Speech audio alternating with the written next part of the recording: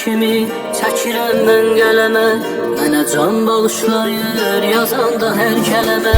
Sözümün şah əsəri olub sənin gülüşün.